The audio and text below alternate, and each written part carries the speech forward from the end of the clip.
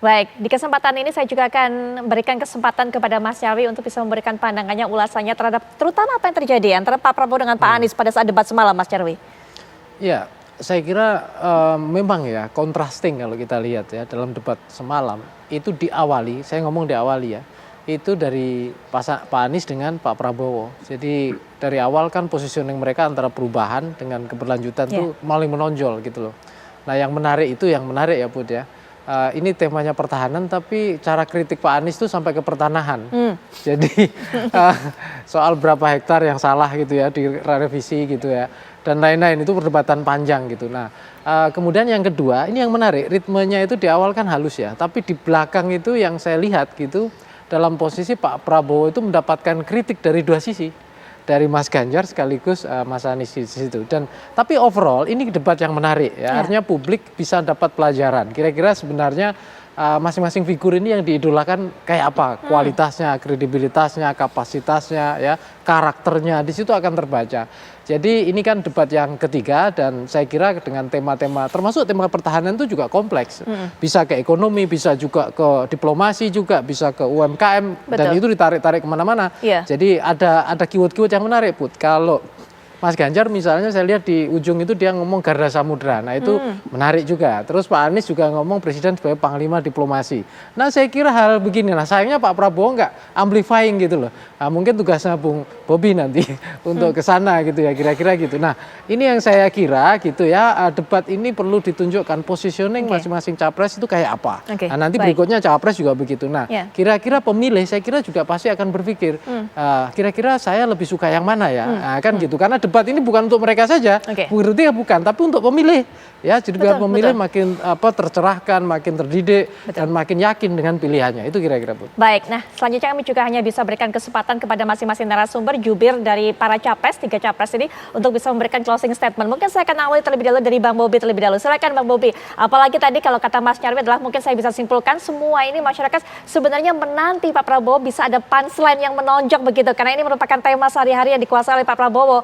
Kemudian juga ada data-data, tapi itu yang sepertinya mungkin tidak ada ataupun juga dinikmati, tidak didapatkan oleh masyarakat. Silakan Bang Bobi. Terima kasih, saya sangat bangga apa yang ditampilkan Bapak Prabowo semalam karena beliau sangat tegas untuk memastikan programatiknya itu dimengerti oleh masyarakat. Sehingga beliau tidak ingin terjebak serangan-serangan terhadap atributnya. Dalam suatu perdebatan itu bagusnya adalah bagaimana kita mengelaborasi, mendetilkan misi dan visi dalam bentuk programatik kita. Tetapi seperti dilihat yang diserang adalah atributnya. Dan yang kita lihat yang diserang itu adalah barang yang ngawur semua, yang itu bukan merupakan tupoksinya beliau. Sehingga inilah yang saya ingin sampaikan, saya sangat bangga beliau bisa menunjukkan kepada masyarakat bahwa beliau itu lebih baik, dia itu tetap akan menyampaikan yang benar dibandingkan dia untuk ikut dalam arus menyampaikan informasi yang salah, yang ngawur dan menyesatkan masyarakat. Saya sangat bangga dan saya rasa debat semalam adalah bentuk dari kepemimpinan Bapak Prabowo bahwa beliau ingin selalu menyampaikan hal yang benar. Baik, pernyataan penutup juga Bang Ismail, silakan singkat Bang Ismail. Dari sejumlah jejak pendapat yang dilakukan di platform media sosial menunjukkan dan memperlihatkan bahwa Mas Anies masih jauh unggul dibanding yang lainnya sama seperti debat pertama. Sehingga kami begitu yakin dan begitu percaya diri bahwa bangsa ini butuh sosok pemimpin seperti Mas Anies, pemimpin yang demokratis, pemimpin yang transparan, tidak ada yang perlu ditutup-tutupi. Baik, terakhir juga Bang Ciko singkat. Kita mengucap syukur alhamdulillah ya apa yang tadi malam ditampilkan oleh Pak Ganjar Pranowo ya kan.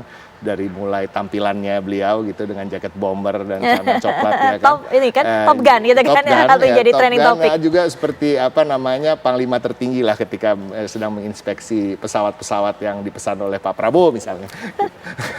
Tetapi intinya Pak Ganjar dia sempat menyampaikan visi misi tentang poros maritim dunia, Garda Samudra tadi, tetap menyampaikan visi misi tentang ide pertahanan 5.0, angkatan siber dan lain-lain yang tentunya menjadi diferensiasi dengan capres-capres lain yang pasti itu yang diutamakan, bukan soal kritik mengkritiknya yang kita utamakan, tapi kembali lagi kita sampaikan juga apresiasi dengan untuk capres-capres yang lain, tapi kalau boleh dibilang kasihanlah Pak Prabowo. Dia sudah tua dan lelah, Mas Bobi. Jadi sebaiknya yang muda-muda lah menggantikan beliau. Oke, baik. Bang Ciko, terima kasih. Mas Nyarwi juga terima kasih. Bang Bobi, terima kasih. Bang Ismail, terima kasih semuanya. Sudah terlibat dalam perbincangan ini juga memberikan pandangannya. Nanti tinggal masyarakat yang bisa memberikan penilaian. Masyarakat yang bisa kemudian memberikan kesimpulan terhadap apa yang ditampilkan oleh masing-masing calon presiden nomor 1, 2, 3 pada saat perdebatan yang berlangsung semalam. Yang akan juga membantu masyarakat menentukan pilihan mereka pada 14 Februari 2024. Kami kabarkan, Anda putuskan. Saat lagi Gita Malika akan menemani Anda.